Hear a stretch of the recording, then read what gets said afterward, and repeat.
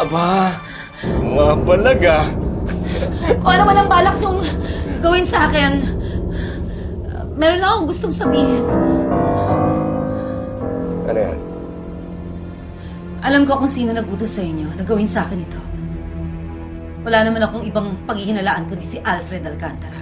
Hindi ba? Pero ang tanong ko sa inyo, kilala niyo ba ako? Sigurado ako na pinaghahanap na ako ng mga tauhan ko at alam ko kung ano ang kaya nilang gawin sa inyo. Kapag may nangyari sa akin masama, isa lang ang taong pupuntahan nila, si Alfred. Kilala niyo siya, hindi ba? Tuso siya. Kapag bumagsak si Alfred, isasama niya kayo pababa.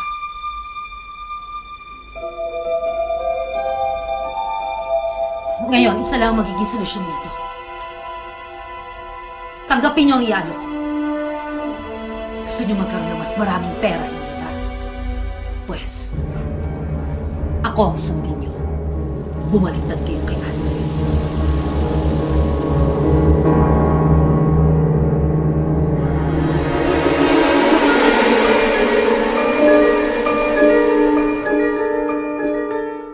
Ibibigay ko sa inyo ang perang gusto niyo.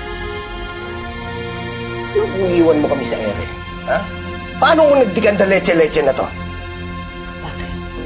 Kung susundin mo si Alfred, wala siyang ibabayad sa'yo. Wala siyang pera.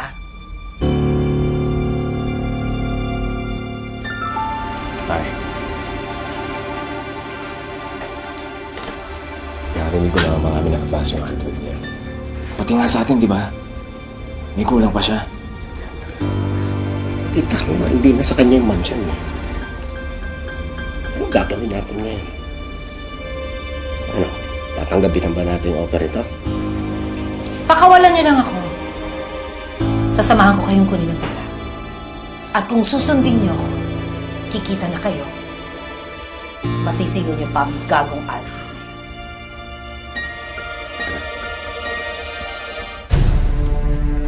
Sige.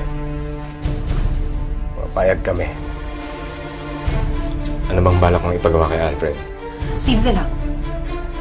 Kung ano ang gusto niyo ipagawa sa akin, gagawin niyo rin sa kanya. Pero dahil triple ang ibabayad ko sa inyo, triple rin ang pagpapahirap na gagawin.